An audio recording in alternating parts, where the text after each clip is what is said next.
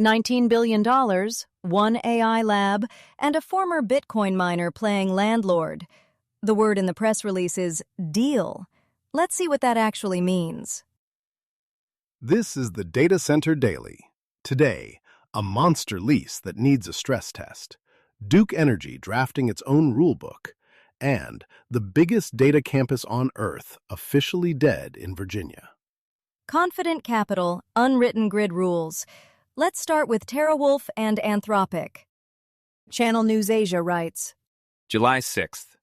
TeraWulf said on Monday it signed a 20-year lease with Anthropic for data center infrastructure, a deal expected to generate about $19 billion in contracted revenue, sending the Bitcoin miners' shares up more than 10% in early trading. TeraWulf signed a 20-year lease with Anthropic, roughly $19 billion in contracted revenue, and shares jumped more than 10%. And note the word signed, not announced. 20 years at a purpose-built campus at its Hawesville site. Hawesville. That's a Bitcoin mine. TeraWulf built that around cheap power for proof of work, and now they're the landlord for an AI lab? I want the megawatt commitment, not the revenue headline. Right.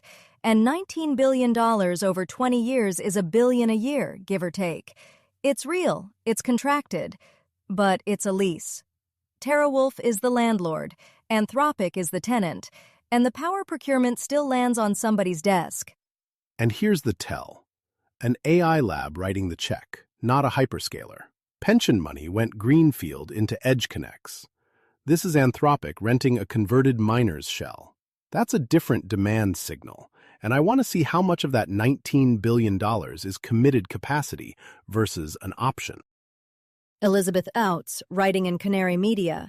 For months, clean energy and consumer advocates in North Carolina have pressed Duke Energy to follow the national trend and create special rules and prices for data centers.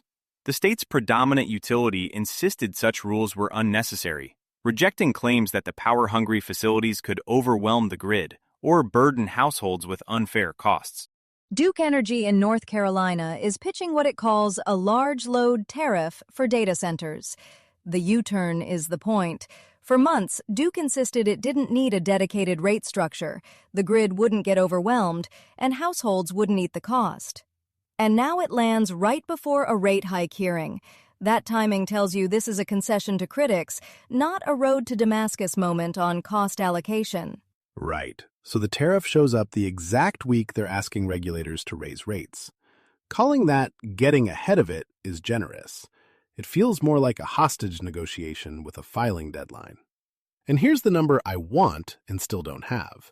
Does this tariff make data centers pay their own interconnection freight, or does it just formalize shifting that onto the 2.8 million customer base? Georgia Power's PSC still hasn't put a dollar per customer figure on a 10,000 megawatt AI bet.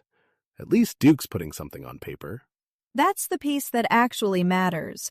Duke sits outside RTO jurisdiction. No FERC tariff order reaches it, no PJM backstop. Whatever Duke writes.